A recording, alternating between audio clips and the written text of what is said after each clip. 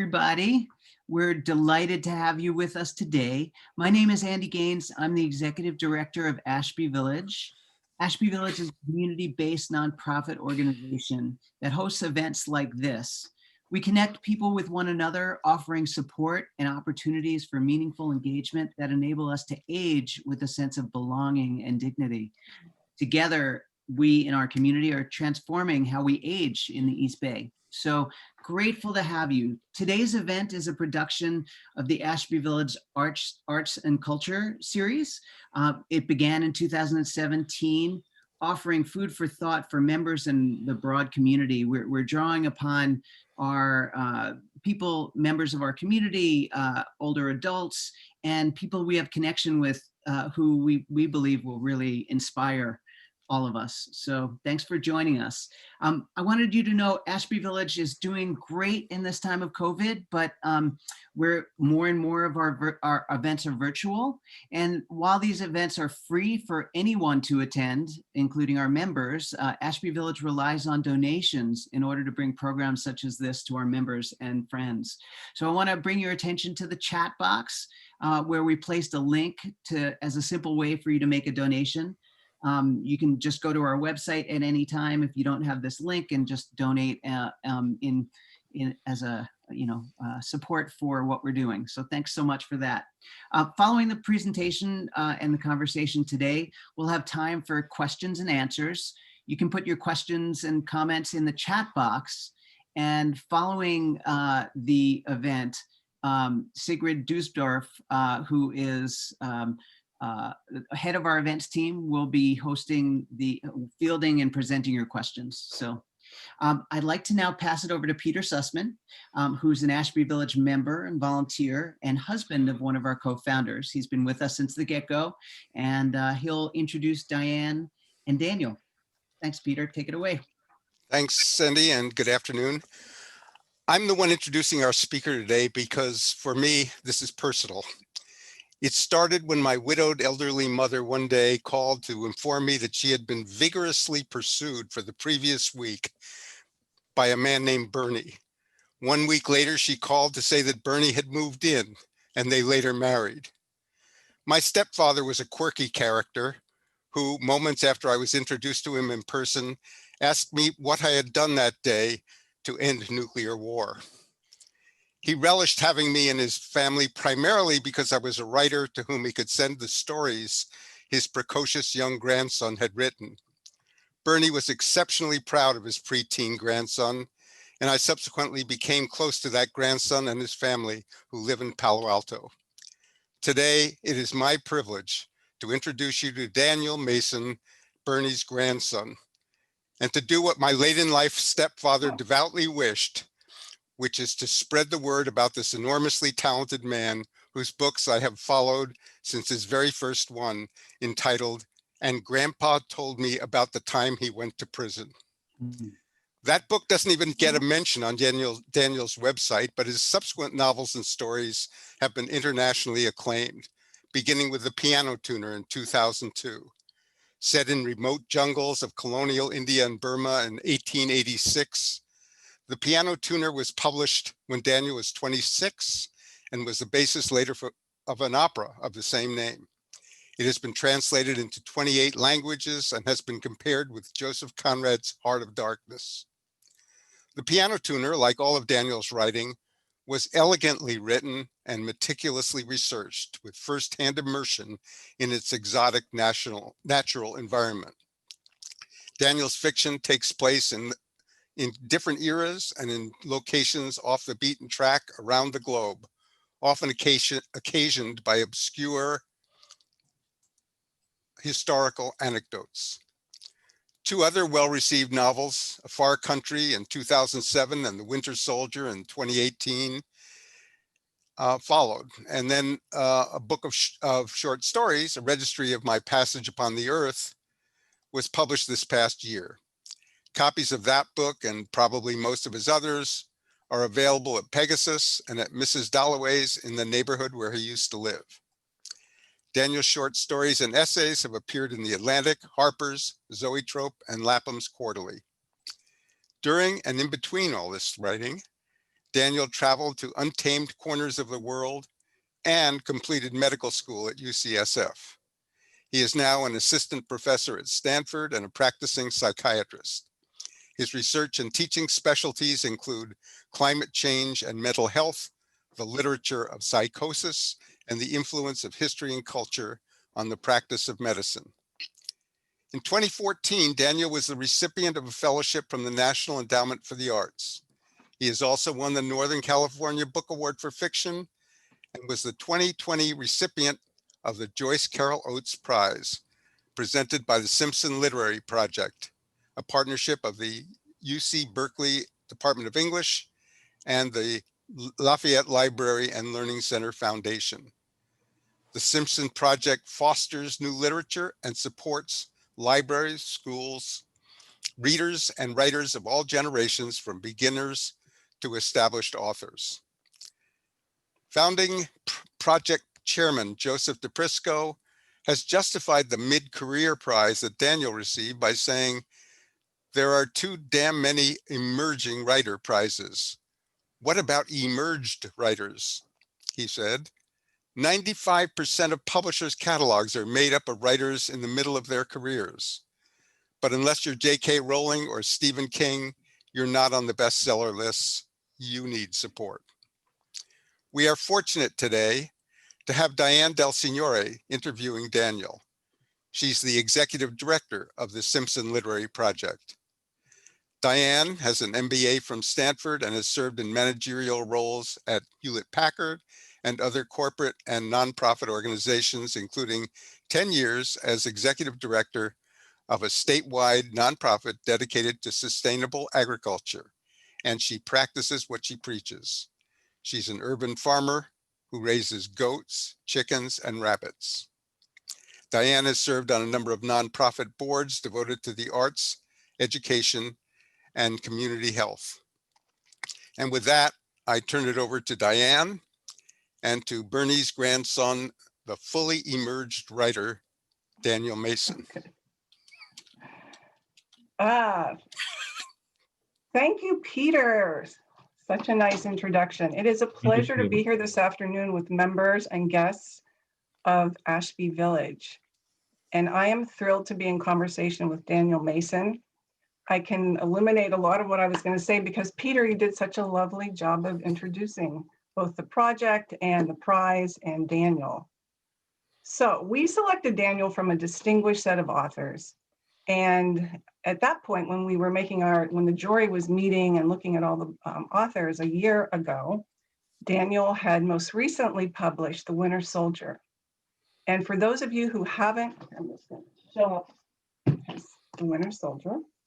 For those of you who haven't had a chance to read this lovely novel, I suggest that when we're done our conversation today, you run, not walk, to your computer and order it from your favorite independent bookstore. It is truly a gripping story set in World War I on the Eastern Front, and it's about a medical student, excuse me, who gets thrown into a war hospital. Today, we're going to be discussing Daniel's collection of short fiction, which Peter mentioned. So it's this collection right here. A Registry of My Passage Upon the Earth. And I suggest you're going to want to add this to your book order as well. So I have a quote from Daniel where, Daniel, you said you find more joy in your short fiction than in the long form, and I'm looking forward to exploring that with you today. A good place, I think, to start our conversation is Daniel actually, between medical school at UCSF and then his residency at Stanford, I think he took off around 7 years. And not took off, he wasn't camping per se, but he was honing his craft of writing. And he was a fellow at the Townsend Center for Humanities on the Berkeley campus. And I know, Daniel, we quoted you in our press release last year, where you said it was in Berkeley that many of the stories in Registry took form. So I would love to open up for you now, Daniel, to tell us about your time in Berkeley. Sure.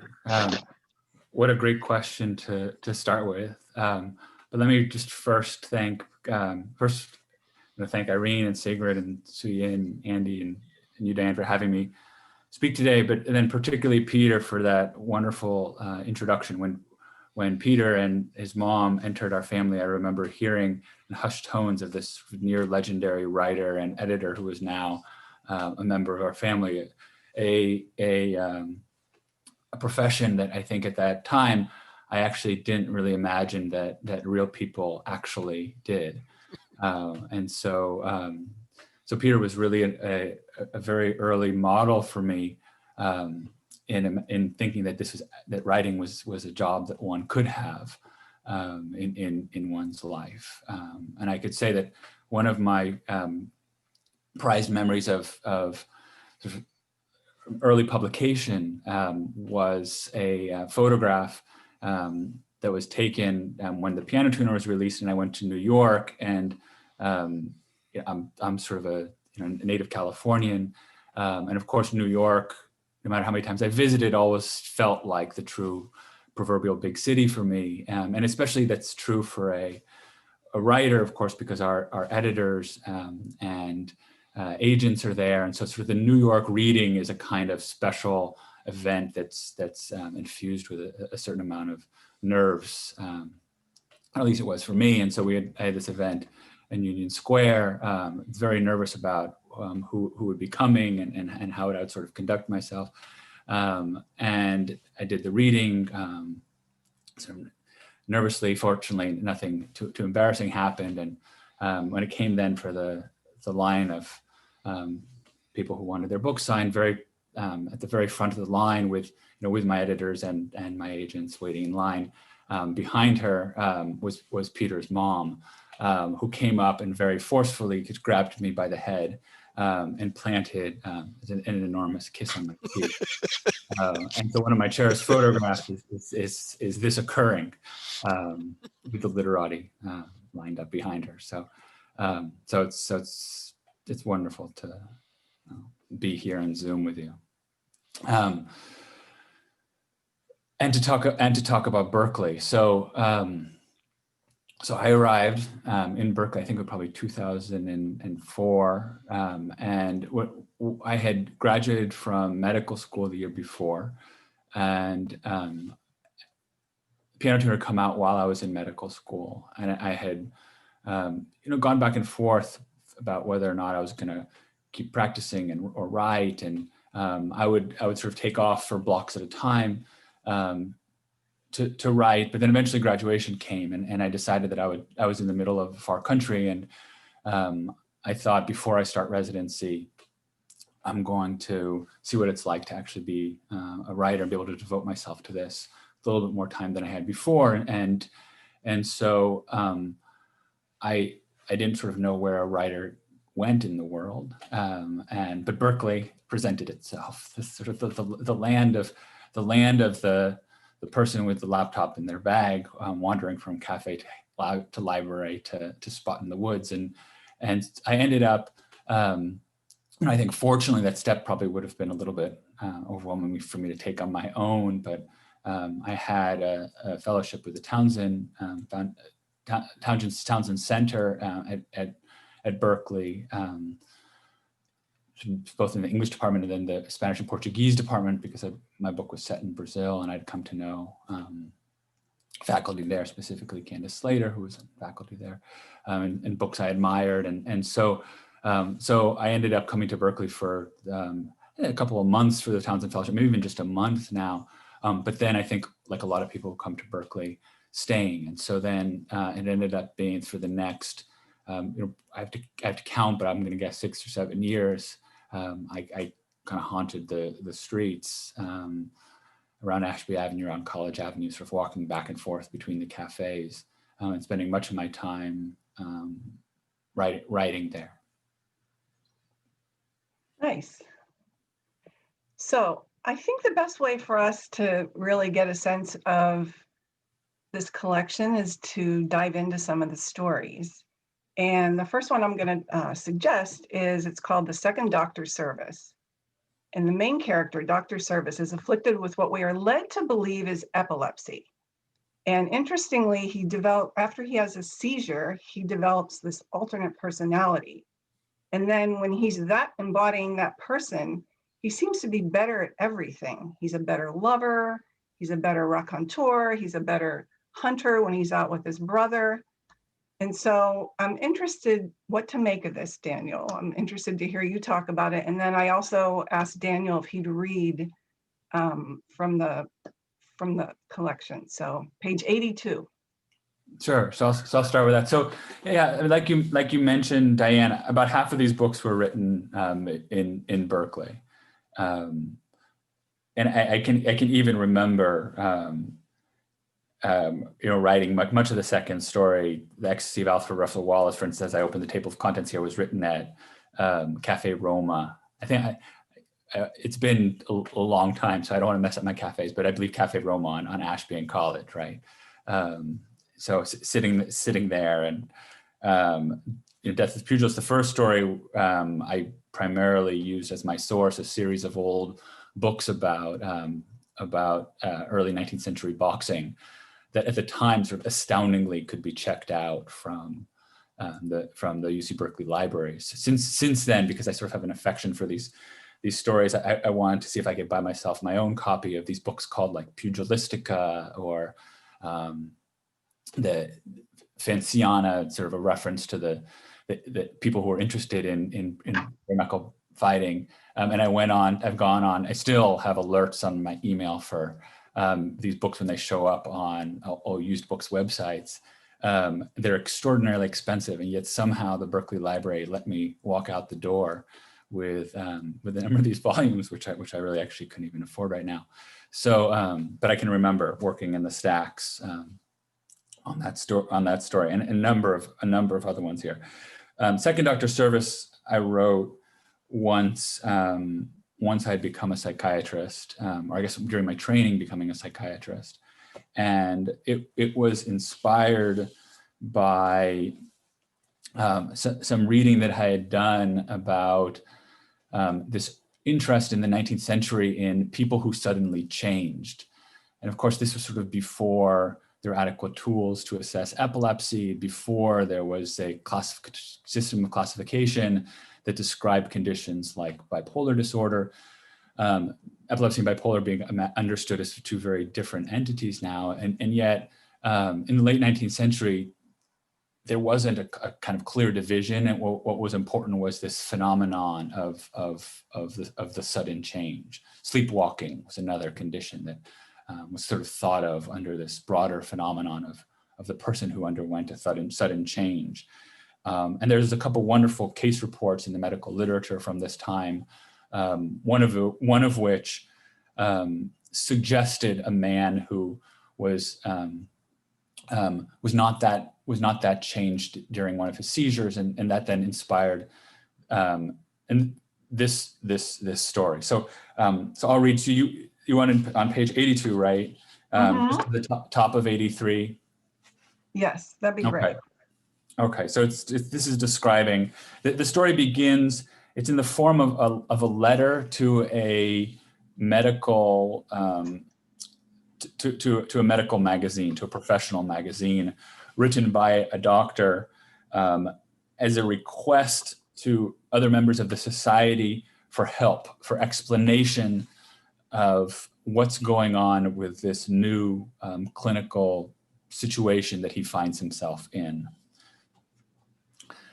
Unlike with most illnesses, sirs, which arise within us insidiously, creeping through vein and fiber, unsettling our slumber, gradually awakening within us that ineffable, horrific sense of dis-ease, it is possible to state the very instant, indeed the very longitude and latitude of my affliction, being 4 strokes after 12 noon on August 24th, 1882, on the cusp of Mercy's Ridge, outside of S. I was returning from a sick call. The patient was a parson's son who had fallen ill with a tertian fever. I had attended him for 3 days and nights with a constant application of Bidham's ointment, and upon restoring him to health, had saddled my horse and began my journey home. It was a warm summer day, one of those particularly gilded morrows when the air swarms with motes of pollen and the scent of wet grass rises from the fields, And everywhere life appears to swirl in such a miasma that I have wondered since if I did not inhale some invisible animalcule as I galloped up the hill, and that it is perhaps upon this beastie that I should lay the blame for all that followed. Down in the valley, the noon bells had tolled thrice, when there arose a very strong odor of chestnuts, overwhelming the sweet scent of grass and the sharp bloom of all the goldenrods stirred up by my horse's feet. This was impossible, of course. Chestnuts would not be in season until November, and this thought, delivered whole and instantaneously between the third and fourth tolling of the bells, seemed to carry on its wings the conviction that something odd and terrible was to occur. It was then, just as I crested the hill, expecting the spectacular vision of the forest below, that I found myself not before that view, but somehow 5 miles farther, thundering over the bridge at Wilson's Mill.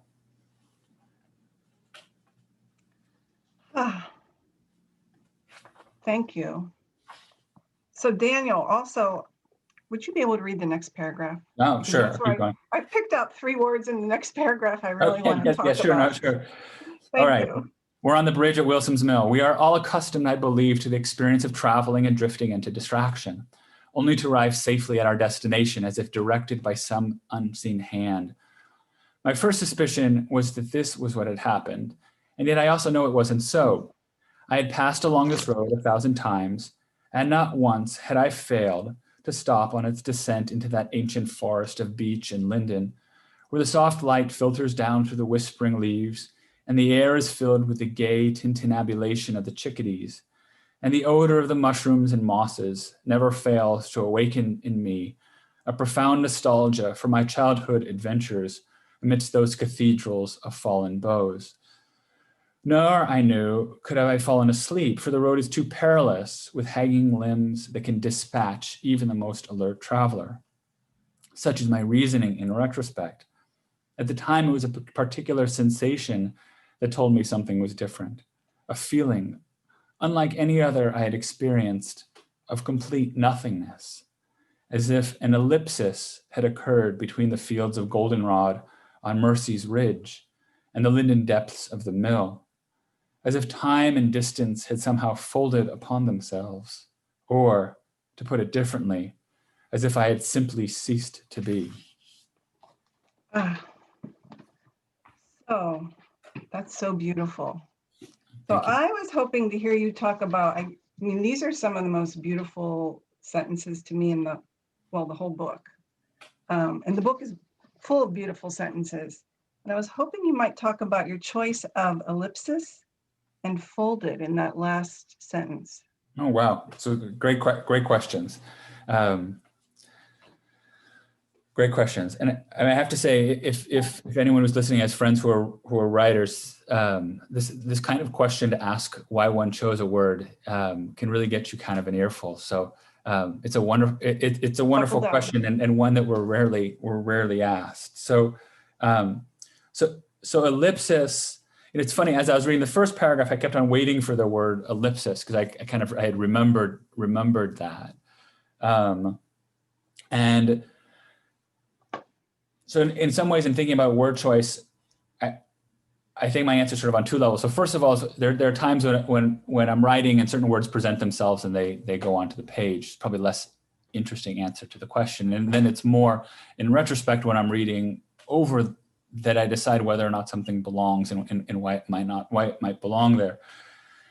I think that ellipsis, in this case, not only captures the experience that Dr. Service has and will continue to have throughout the story, but at the same time, I'm aware in writing this that this is a text, not only a story that could be heard if read aloud, but one seen on the page, where ellipsis as punctuation very much forms the very material by which a story is told.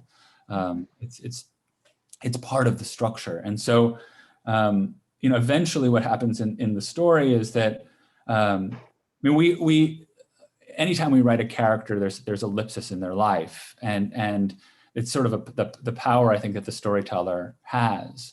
I've just been reading Evelyn Waugh. I never read Brideshead Revisited, and I read this for the first time just recently, and I was just blown away by his use of ellipsis, and then as I was reading, and I thought, on some level, this is such a powerful tool, right? I mean, he's literally obliterating parts of the lives of the people that he is creating. He's turning them off, and then reanimating them to emerge upon the page. Where do they go during this time when he takes them away? The creator has sort of almost like a whimsical play with the created here, and so that's occurring. But then this is also occurring for this man who is suffering. Very unusual seizures, a kind of seizure that really, one doesn't see a seizure like this, but people who do experience seizures, and some other medical and psychiatric conditions have moments where they cease to exist. And so I was kind of interested about the phenomenology of non-existence. I mean, we all experience that to some degree when we sleep as well, whether we're both there and we're not. So I like that term. So a lowly element of punctuation actually takes on a kind of existential core in this sense. Beautiful. Folded's a lovely word for you to pick. You said you had a couple of words. I thought you were going to pick tintinabulation, right? Because that's the third word. So I actually do want to talk about that. Well, I mean, that's sort of that's more of the show-off word. I love interesting words, and I think one tension for me as a writer, and a place where I've made mistakes in the past, is there's times that I've picked words that are too obscure, and I've regretted that. Certainly, my second book has a couple of those that I was just thinking about lately. I wish I could change. Tintinabulation is not one. It's just because it's the ringing, and I mean it's a word that has incredible onomatopoetic qualities to it. But you mentioned folded, which is I think even more fun, because there's a simplicity to folded that I think again at the time was I thinking about this. I don't know, but what I like about it a lot is that it creates a kind of tension between the terror of what's going on in this man's life, and which will continue to progress. I mean, a true existential terror is given a word which we use to describe what we do to a piece of paper or an envelope or a newspaper. This is not a terrifying word. And yet for him, it's the most terrifying, because what's being folded is his consciousness, his existence. But I like it's the fact that this word that's seemingly so innocent can at the same time be something so terrible. I think you really captured. I mean, I really felt like I had a sense of what he was experiencing with this seizure. And disappearing, and that end of that paragraph beautifully captures it. I want to touch on tintinabulation though for a minute, because you have the previous. So what you read is actually 2 paragraphs. And the first paragraph you talk about bells, and then the second paragraph you kind of get into what's happening, and you talk about tintinabulation. And so when I was reading this, it inspired me to dust off my old college volume of Edgar Allan Poe. So I was wondering, because the bells, his famous poem, do you know that poem, or were you connecting bells, even though you used tintinabulation with the chickadees? You sort of put them together in terms of his well-known or somewhat well-known poem, The Bells. So just curious if that occurred to you. It's a wonderful association. It didn't. And actually now, as I look at it, and I think, I mean, I didn't even connect the chickadees to the bells in the paragraph beforehand. But I like it. It's great. I'm glad that it's there, because they kind of echo. And I mean, in some ways, we hear the bells go in the first pair, and then as he moves down the road away from the bells, that tintinabulation gets picked up then by the birds themselves. Yeah, the chickadees. Yeah, That's how I experienced it. Right. So That's great. I think I want to move us into another story. I'm going to give you a choice. Do you want to talk about the balloonist in On the Cause of Winds and Waves, or the line agent Pascal? Both wonderful. I guess we could talk about the line agent Pascal. I don't know why I answer that, but Well, I'm wondering if you selected that because I'll set it up just a little bit. It's about a French telegraph operator who maintains a solitary railway station in the Amazon. And Pascal's only relationships are with other line agents whom he's never met. And by the way, the story is only 20 pages, very tight, and it manages to convey a complete story. So I'm wondering if you selected it because it's a little bit reminiscent of the time we find ourselves in with the pandemic. Yeah, maybe. It's certainly of the stories. I certainly imagine, like a lot of writers find themselves wondering what about their work is relevant.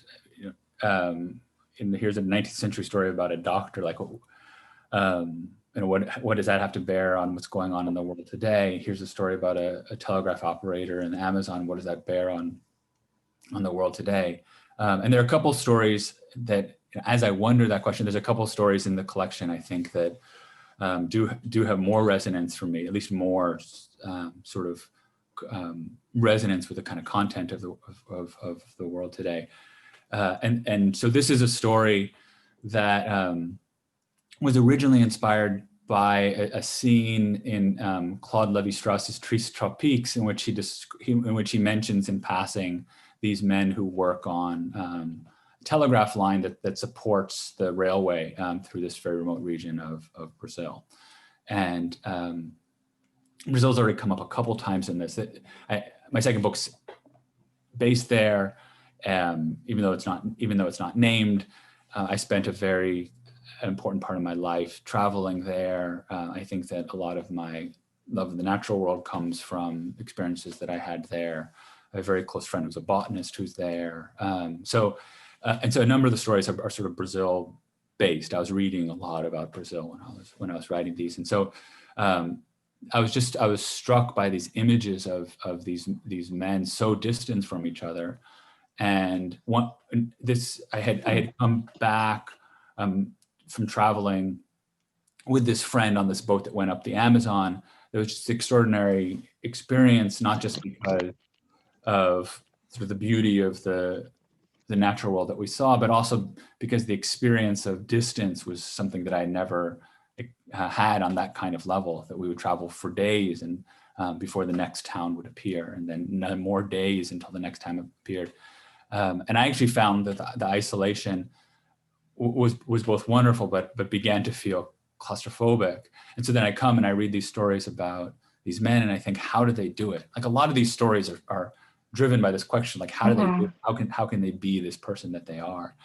And then so I wrote it, and I'm a person who I got a cell phone very late. I was probably the last person in my age group to understand what text message was. I've very reluctantly been on social media very briefly before sort of running in fear from it. So I am not kind of virtually very connected, but when I finished it, it did occur to me that these people who only know each other through the signals that they're sending along the telegraph line were in some ways prototypes for the kind of virtual relationship that many people have now. And that was pre-pandemic, and then the pandemic starts, and literally our only connection between you and me and every participant here right now is over a cable. So we're not too different from persons whose life initially seemed so exotic. Well, speaking of the pandemic, I guess I'm curious if you see any surprising silver linings with respect to your patients or your students, given what we mainly regard as a really awful time in our world. Well, so at the beginning, I certainly had hoped that there would be more silver linings. I remember sort of in February, March, when this started out, this kind of, there was at least this, I think maybe quieter second narrative that for instance, this would represent an opportunity for certain kinds of structural change, structural economic change, that we have an unsustainable economic system environmentally, and perhaps this would represent a moment where we could break with that. Where I would go out and see families together who I'd never seen together beforehand. I think that, this also kind of gave me a certain kind of hope. I know it certainly forced me to kind of slow down and reassess what I wanted to be doing. So it felt like there were the possibilities of some silver linings there. And I think that it refocused, I think, a lot of people I know on what they felt was important. Again, all silver linings against the backdrop of, against the backdrop of something so terrible. I think as time has gone on, those have begun to break apart, and this sort of sheer exhaustion of the isolation, the fact that there doesn't seem to have been the kind of structural change maybe people would have hoped for. That in some ways the elements of isolation, mechanization, the concentration of wealth in the hands of fewer people has only sort of accelerated. And so, at the beginning, I was more hopeful, I guess, than I sort of am now. But at the same time, I'm also aware that that this kind of pessimism comes at the time of, in the midst of a dark political period, but certainly, hopefully, at the tail end of a very stressful period of time. I think that it's interesting. So reading War, actually reading some James Herriot lately, and listening to the kind of communal engagement with the war that occurs. Of course, these are different sorts of stories in a different sort of time, but it does make me think that if we had different leadership during the pandemic, then some of those kinds of silver linings actually would have borne fruit, and we'd be working together a bit more than it feels like right now. And I could say right now, my students, I think the connection from a distance is interesting. In all my classes, I have the students send photographs of where they are. I always find that sort of exciting, like just kind of marvel at the size of the world. And I know I've heard among patients, then friends and students that, and this goes back to maybe what I was saying at the start, that, quite a number of people who sort of, saw themselves as dissenters from modern culture, who were not happy about the way things were going, did feel like, for them at least, the experience of shared hardship was, yeah, it's interesting. Was strengthening. So that's been kind of striking to me, is how differential the effects of the experience have been. Well, so I'm curious, based on what you're saying, I know when we interviewed you, when you got the prize almost a year ago, 10 months ago, you had talked about, you were thinking, if I interpret a quote from our press release properly, that although known for your historical fiction, you were planning to maybe shift a bit more into the current time and write more about California. And so I'm wondering now, given the last 10 months or so, like I know writers are often don't want to talk about what they're working on, so you can, draw the boundary, but I'm curious if in 10 months, given our current situation, if you're shifting what you want to work on.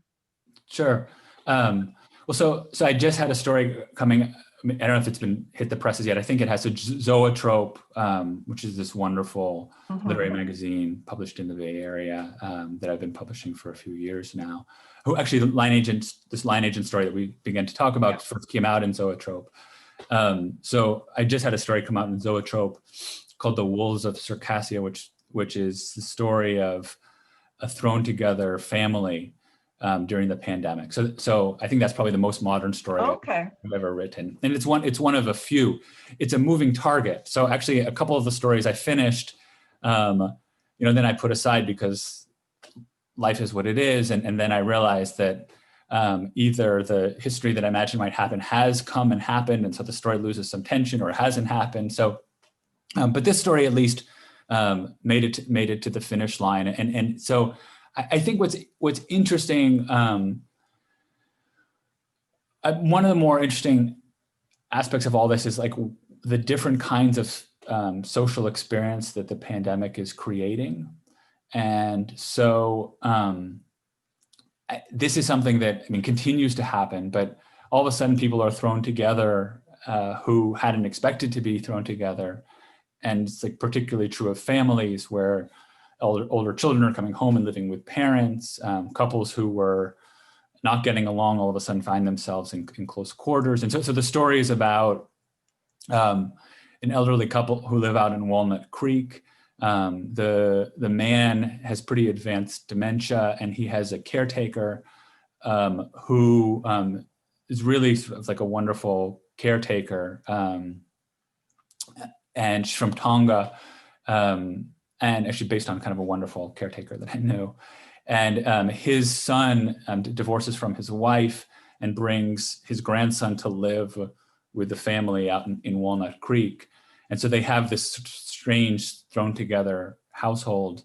The son, who's sort of like a pretty busy lawyer, the grandson who sort of has a lot of attentional problems, and then particularly the grandfather with his dementia sort of become this unexpected threesome, and the way they interact and get to know each other and forms the basis of the story. So in that sense, I mean, I don't want to say, in medicine, there's a line, you never want to be an interesting patient. And I feel that's probably true of writing. Like, you never really want to be in a world that somebody wants to write about. So there's something that feels like voyeuristic or almost sort of slightly sadistic to put these characters into these situations. So, I wish they weren't in that situation. But one aspect of, I think, that's interesting to me in all of this is what it's revealed of us. Yes. That maybe wouldn't have been revealed if we hadn't been thrust into such a changed world. So it sounds as if you are continuing with the short fiction now. Yeah. And so we were talking about that, and I wonder, do you feel like there's a different audience? And I want to ask you or make a comment about that, because I know in my just growing to where I am now, it seems that a number of people who enjoy fiction will comment that, oh, I don't really like short fiction. And I'm curious if you see, I mean, I know your book tour got truncated, really barely got to start when the pandemic came down. So I don't know if you have a sense with your short fiction versus your long form. And then I want to tell you about Audible. I have about a review on Audible of one of your books. But so anyhow, short fiction, long fiction. So it sounds, and then we started off the conversation from a quote where you said you get more joy from short fiction at this point. You're right. So I wonder about this, because certainly within the publishing world, when you say you're writing a book of short fiction, like an editor, an agent will kind of, all of a sudden you look at you with this sort of face of concern, because I think there's this general feeling that people don't read it, they don't sell. I mean, there are many of examples to the contrary. So Joyce Carol Oates being one great exemplar of this, people who really have created incredible short fiction as work that is not just the collection of fiction that gets published between two novels, which I think sometimes the way the publishing industry treats it. But no, I mean, I do hear that from readers.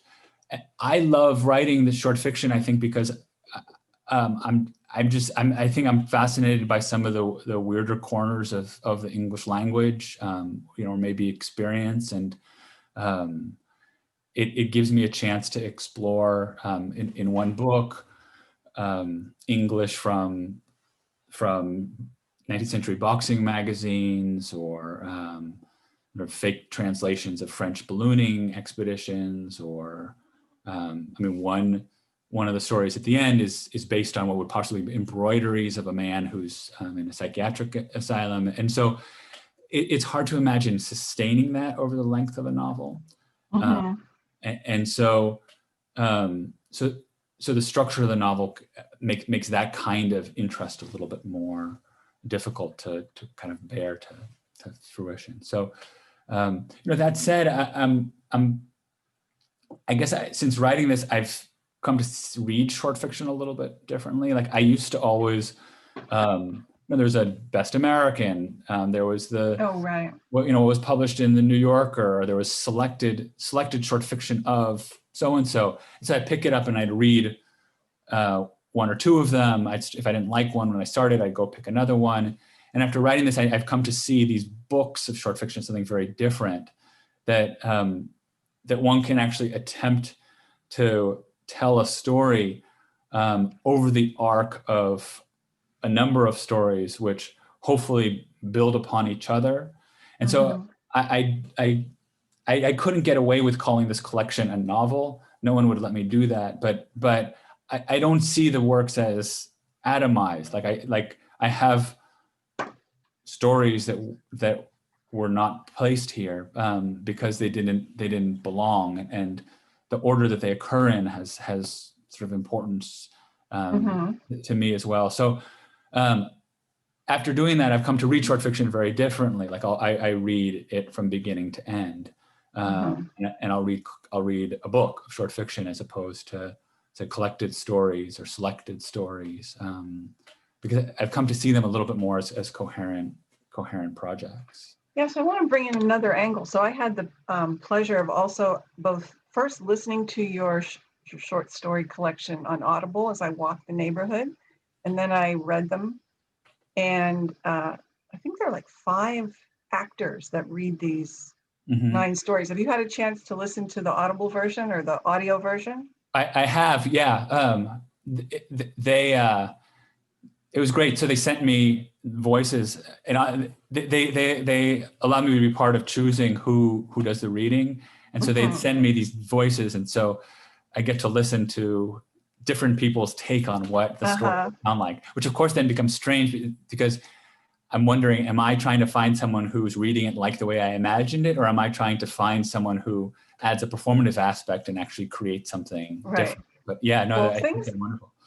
Yeah, they definitely popped. I mean, I felt like the woman who read the fake French ballooning expedition, her French accent really added to the mise en scène being there. And then listening to the final scene in the boxing story, the first story was just like a nail biter listening to it on Audible. So I don't know if you saw there was one review, John from Texas said, I normally hate short stories, but this guy is a wizard with words. So I found that to be, I thought that was kind of recruiting people to the short story form. That's great. Thank you, John from Texas. Exactly. I have, I love, so I don't like particularly reading.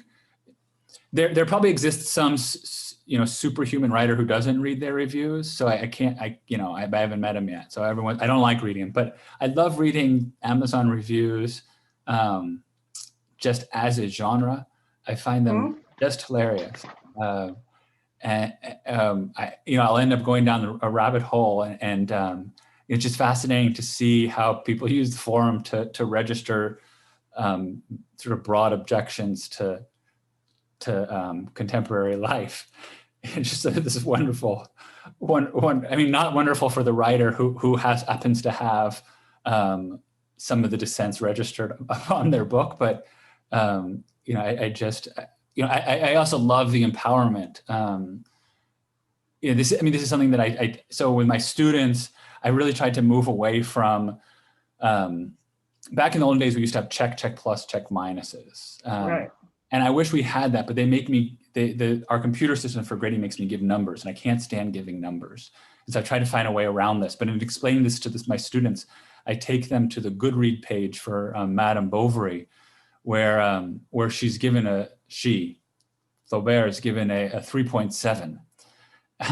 And so I always thought, like, I just love I mean, it's so horrific on one hand, but at the same time, it's like the incredible chutzpah that right, exactly. or the democratizing experience that just, a person can give a 2 to Madame Bovary, and, therefore, register their disapproval Yes. for the world to know, to have such a sort of final word, at least in this form. Anyway, but that's funny. I'm glad John of Texas was civil.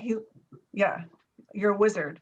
So I noticed we're coming up on the hour. So I wanted to know if there's anything. I have so many additional stories I wanted you to talk about and questions, but is there something you want to make sure we talk about before we jump into Q&A?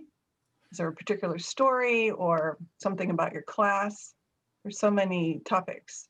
Yeah, I mean, you know, it's not a coincidence that we're talking.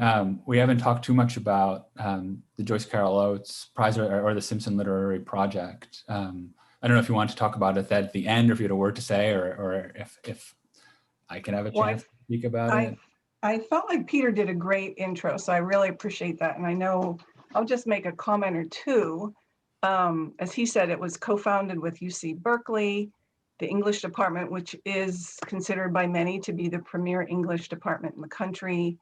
And we work with PhD candidates in the department who are Simpson Fellows and who lead creative writing workshops after school with high schoolers, and predominantly youth that are at risk and youth that will go on to be the first in their families to go to college. And something that we're really proud of, and I think is turning out to be quite successful, is we publish an anthology every year. Here's Simpsonistas 1 and 2. And what's interesting about that is we have our successful mid-career writers such as yourself, shortlisted writers, Joyce Carol Oates, and alongside these teens who are in the workshops. And it's a really big deal for them to be published. And in some cases, I would suggest modestly that it's life-changing. So that's, I guess, something I want to put out. We feel like that's been a really important part of our project. So right now the jury is, we have 29 authors on the long list. They're working hard to read the work of those 29 authors. We'll be announcing the short list in March.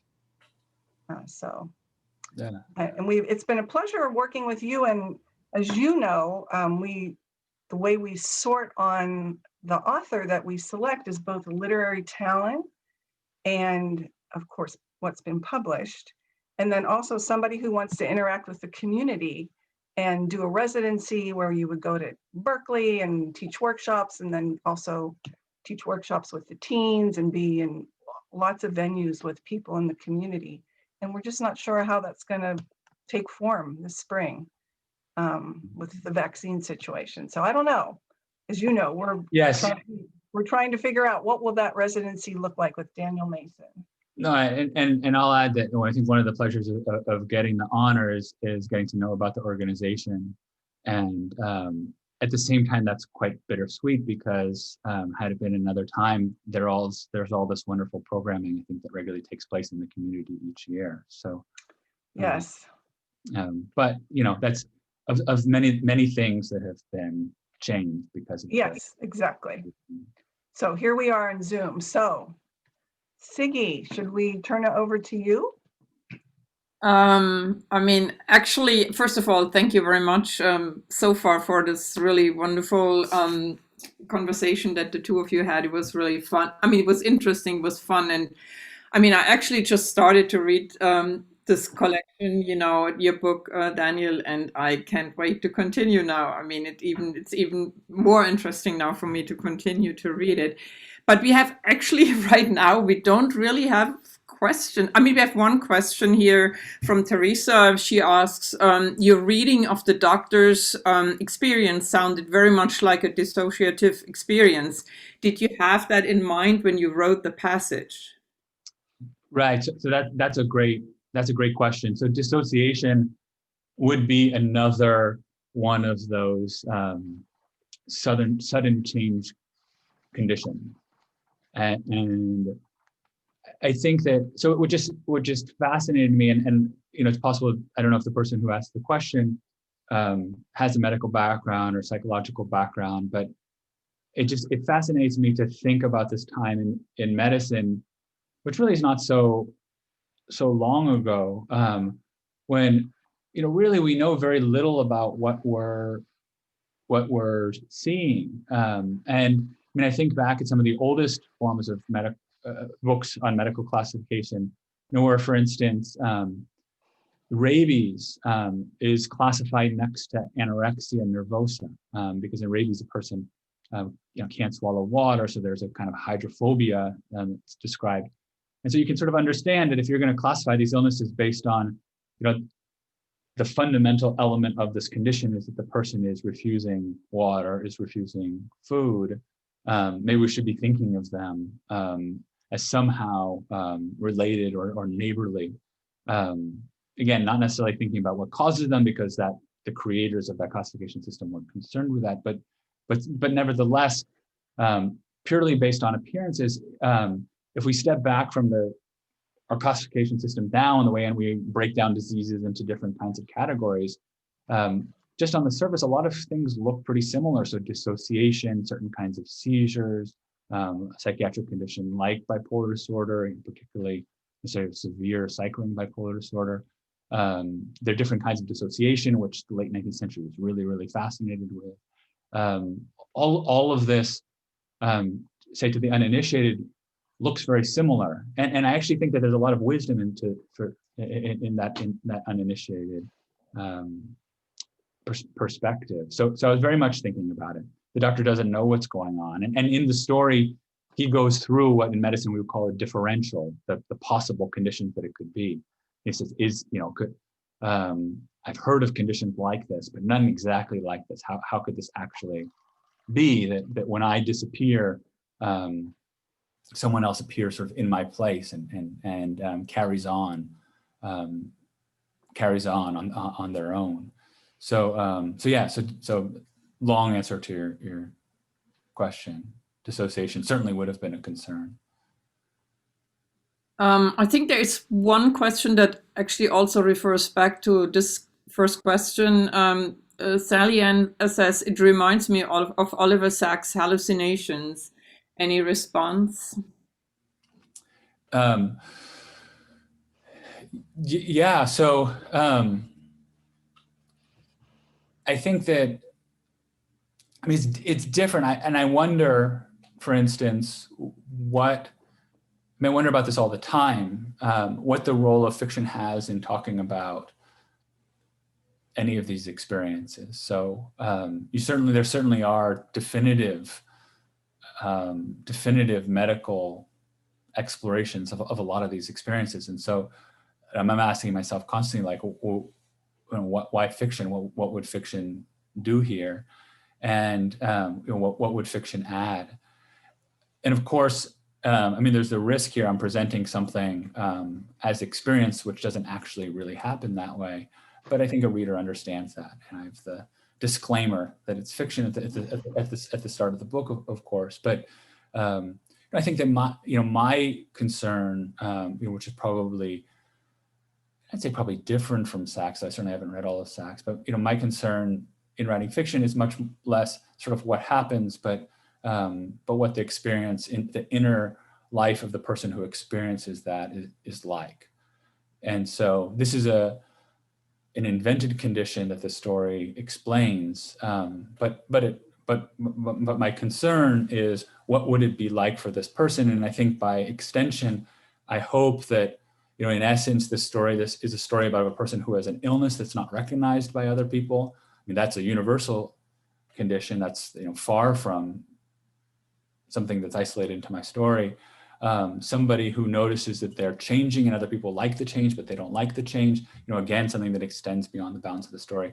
And so the goal of the story then is to explain what is that experience like? What is the internal world of the person who's going through that? That's much more the goal of fiction. Whereas I think Sacks is much more of a cataloger. I think he's very good, and I rely on his books for their sources all the time. He's encyclopedic in his ability to comb the medical literature, but I think his concern is a little different than fiction writers. Okay, so we now actually have quite a few more questions trickling in. The next question can you tell us how you assembled the story about Brazilian self-taught artist Arthur Bispo de Rosario, who created a registry for God out of resplendent assemblages of casts of objects and embroideries during his 50 years in a psychiatric institution? Sure, absolutely. Let me just see if I have a, this was not planned. Okay. This was not planned, but since so many books in my house are about Arthur Bispo, this is not hard to do. So Arthur Bispo, for those of you who haven't heard of him, or those of you who didn't read the last story in the collection, which is the title story in the collection. So he was originally from the northeast of Brazil, and he was a man who at some point, probably in his 20s, began to experience hallucinations and delusions, and ended up being taken to an asylum on the outskirts of Rio de Janeiro, where he spent a good portion of his life. Interesting, actually spent it was a much more porous institution than we tend to imagine asylums to be. So he came and went a bit, but spent most of his life there. And while he was there, he heard voices saying that he had been chosen by God to create a registry, a representation of what life on earth was like, to be presented to God on Judgment Day. And this drove him.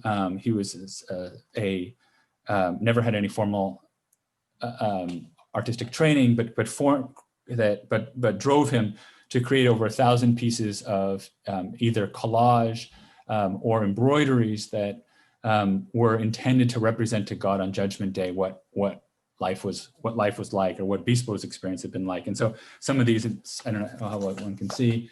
This is probably not the best example. Let's see. So this is nice. So this is a panel that he created out of shoes that he found on the asylum grounds.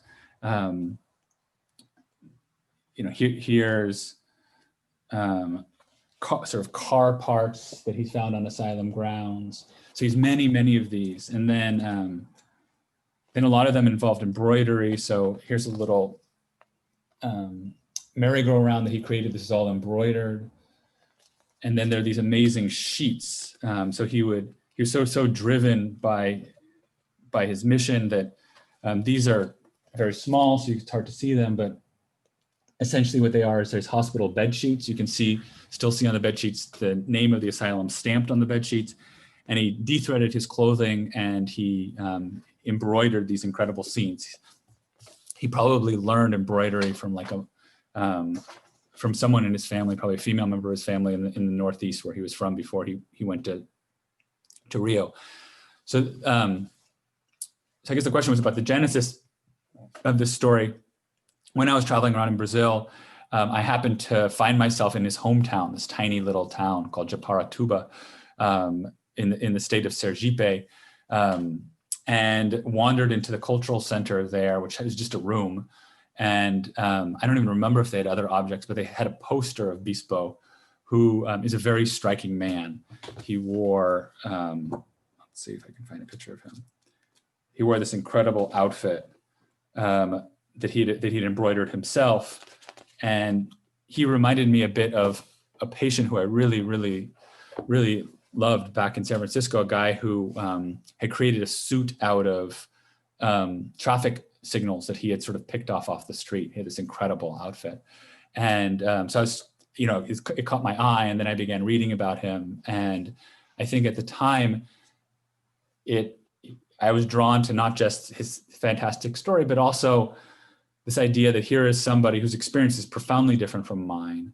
And yet he's writing about this question of, he's driven to create for reasons that others don't understand, that calls into question why anyone would be driven to create. Like why bother doing any of this? Why write a book?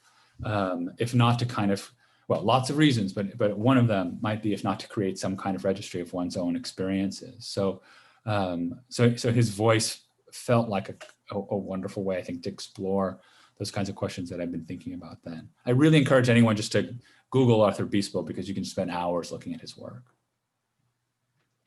Very good. So next question is actually a rather short question, I assume. When did you first start writing, as a kid or later in life? So as a kid, so at the very beginning, Peter made reference to a couple of stories that I had written and for my family back in high school.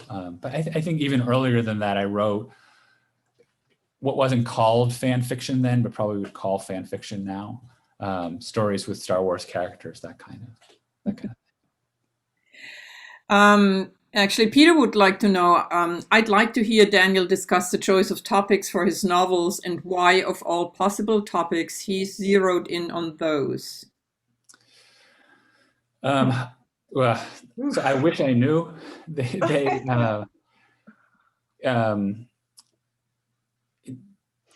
Not to sound sort of mystical about it or deliberately mystical or opaque about it, they tend to present themselves. So,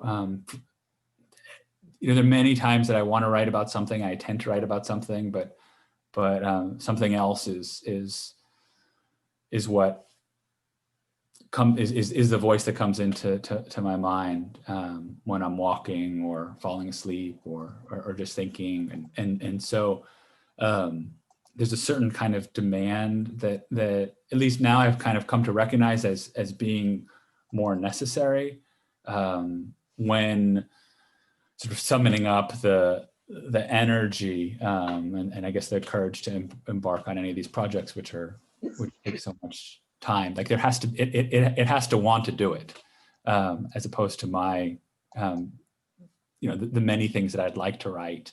The story has to want to go along.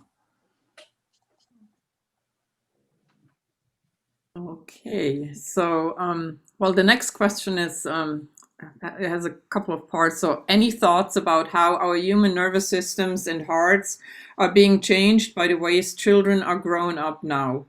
Will the shift to non-reading ways of absorbing information change how you might think of creating and communicating going forward?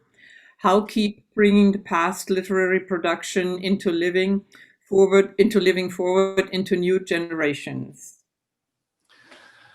That's a wonderful question. So I don't know. I wonder about this, and I'm one of the many people who sort of worry about the death of reading every time the death of reading is proclaimed. It hasn't seemed to happen. It's a pretty endurable form. Of course, certainly not timeless, right? I mean, for most of human history, we haven't been reading. It's pretty modern form of storytelling, but a pretty durable one, especially when we think about the competition for attention. I would be probably these numbers there. I'd be curious about the proportion of people who are readers today versus, say, the pre-internet era, the pre-YouTube era. I hope that I would actually be pleasantly surprised to learn that it's equal. That readers have not necessarily been lost. And I understand. Again, I mean, this is not a scientific. I see these in sort of articles, so we're all probably reading the same articles. That, like, for instance, this was a very good year for reading. That at the beginning, I heard everyone thought this would be a great year for reading, and then people about halfway through the pandemic said, "No, this is not the case. Everyone's just watching cats on YouTube." And then it turns out that actually, as the year has passed, that no, a lot of people have spent good quality slow time with books and come to recognize the pleasure of that, sort of the unique pleasures of that. So I like to think that sort of we as a collective artistic society have hit upon a pretty durable art form that's going to persist despite the kind of continued technological assaults. I don't want to be a Luddite. It's very possible that these are all wonderful forms of entertainment and communication and motivation and ways to capture human experience. Now, on a personal level, I don't know how to create in them, so I'll still just be writing. But it's heartening to see that writing, the poor written word, unadorned written word, seems to be able to hold its own against these other forms. Before I continue, Daniel, I want to ask you, I mean, how many more questions are you still, I mean, want to answer? Because Yeah. there are actually quite a few still, so I always ask that, at one point. So, Sure. I'm happy that they're wonderful questions. And I've heard a lot about the community, and that's it great. sounds like there's some amazing people in the community probably who know much more about many of the topics that I'm sort of jabbering on about. So I mean, I'm honored by them. If it gets too late, we'll all. you just let me know. That Yeah. Okay, so the next question is, how does your work as a writer influence your work as a psychiatrist and vice versa? So I'm still figuring that one out. As a psychiatrist, I found that it's cut both ways. In some ways, it gives me. I thought it would maybe give me material. I mean, it gives me material like this 19th century story. I'm very reluctant to write about patients, and very uncomfortable writing about patients. Not to say that it shouldn't be done or can't be done. There are people who do it amazingly well with lots of respect, and I think create works that really contribute to mental health literature broadly. But I find it very hard. And actually, The Winter Soldier began as a book about a psychiatrist, and actually I felt so uncomfortable with that I felt like it was reflecting me, or my patients would think that it was meant to capture their experiences, that I really became liberated when I changed that and removed that from the book. So in some ways, my being a psychiatrist, I think, has in the balance, it's restricted a lot of what I feel like I can write about. At the same time, when I'm seeing patients, I am spending much of the day trying to figure out what's going on with them. But of course, that's not an activity that's limited to psychiatrists. I feel like the other direction, so from writing to psychiatry, is a little bit clearer to me. I feel that I do feel it's enriched my clinical practice in a lot of different ways. I mean, I think the first is that we're constantly trying to piece together a story of a patient's life. And I work in a university hospital, and so much of my time, probably more of my time, is spent actually hearing someone's story told to me by somebody else, a resident or a medical student, as opposed to, say, a patient telling me the story directly. And so I think writing has made me very conscious of what's missing in the story that's being told here. And so in this sort of the ritual that all the participants who come from the field of medicine are familiar with, where the case is presented beforehand, I'll often, I think much more since I've been writing, say, more about people's internal worlds, because I think my writing has shifted in that direction. I'm thinking as a resident telling me the story, like, how would I write this? I'm thinking like an editor. I'm imagining it like my editor would, my editor would say, I don't get why in The Winter Soldier, Lucius doesn't return to Margaret at this point. A similar sort of question. I don't get why, John said that he left his job and traveled across country. What's missing here? What part of the narrative is not there? And so, I feel that's a reflex from writing that's been quite helpful. Okay, so our Ashby Village member Nancy just wanted to say, I just loved your presentation. Thank you so much. So that in between questions. Next question was, in what way did writing in Berkeley influence the content of your writing? That's a great question. So I think, first of all, there's just the practical matter of having this wonderful university library there and be able to go through the stacks. I don't think that, like, the story of the boxer that begins the collection, I couldn't have written that without books that I found in the Berkeley Library. It just couldn't have been done. Amazingly, there actually are books out there in the world that one can't find on Google Books. And these old editions of boxing descriptions happen to be one. I also think I loved living in Berkeley, and I wish at times we could transplant Stanford to Berkeley, or make the distance a little bit closer. I think that there's a diversity of human experience in Berkeley that's pretty unparalleled. I mean, anywhere that I've lived, and so it was just quite. As a writer, you always want worlds to be bouncing off of you. I find I'm always looking for these kind of collisions that will jolt an idea, and they were just constantly happening in Berkeley. Like whether the amount of times I would sit in Cafe Strada and just like listen to the person next to me at the table talking, and all of a sudden find myself in sort of this different space. And sometimes that person was like a conspiracy theorist, subspecies Berkeleyan, or maybe sometimes that person was a Nobel Prize winning professor, or maybe actually Nobel Prize winning conspiracy theorists. I also find those in Berkeley, or a student. I mean, there's just like this incredible mixture of kind of life that goes on there, with just enough natural beauty to keep that part of the world alive as well. So I think all of that shows up to some degree in most of the stories, and even the stories that have been written after I left.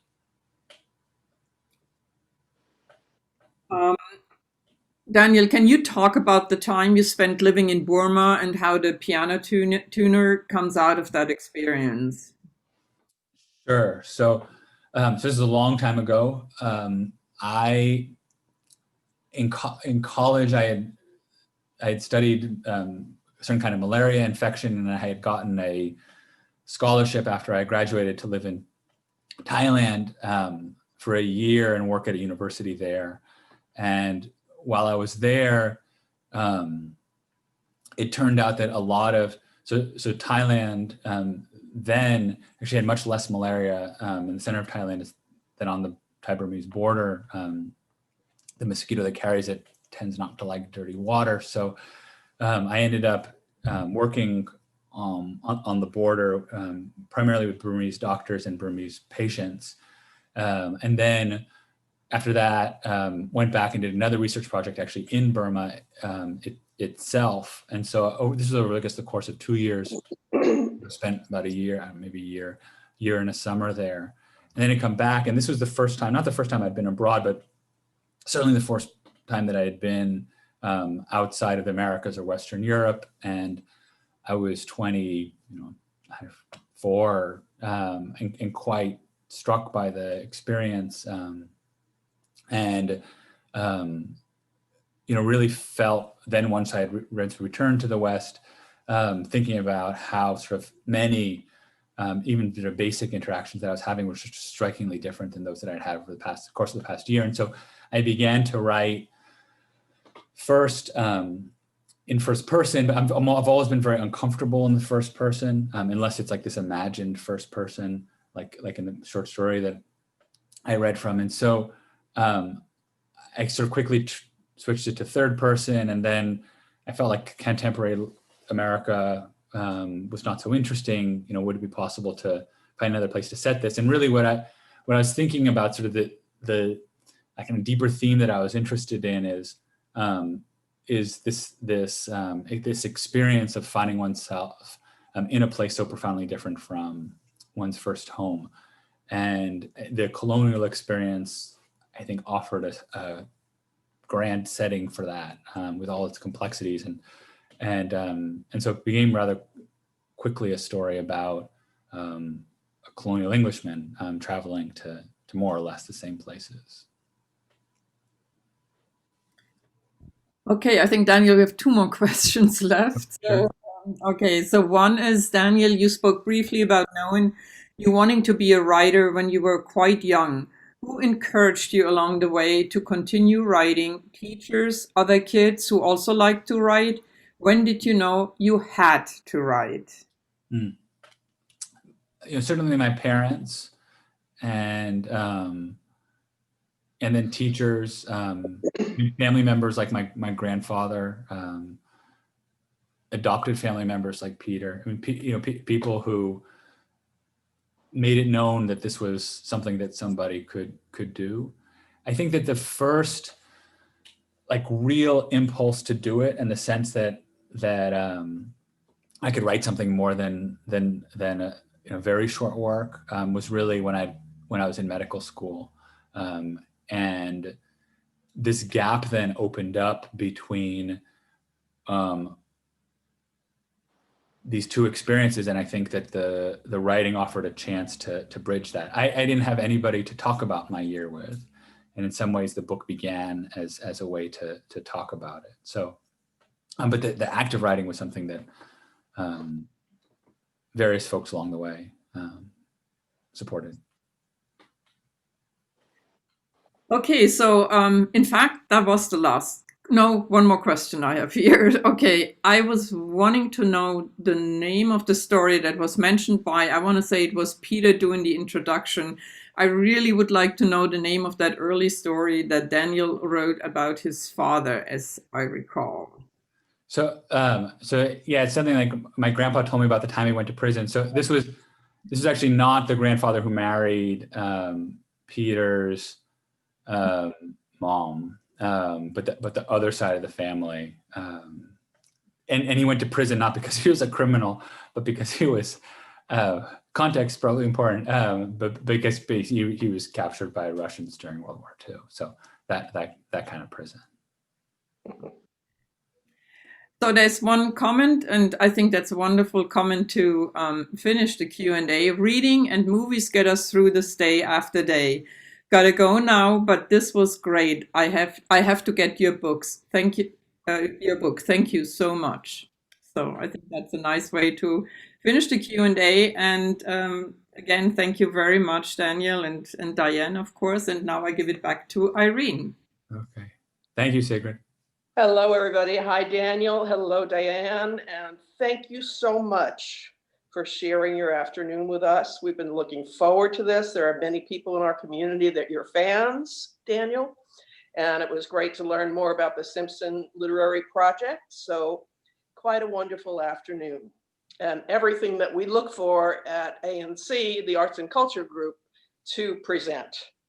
I wanted to remind people that two of the Pegasus bookstores committed to carrying the books, your books, Daniel, and the one on Solano Avenue and the one on Shattuck Avenue, and also Mrs. Dalloway's on College Avenue.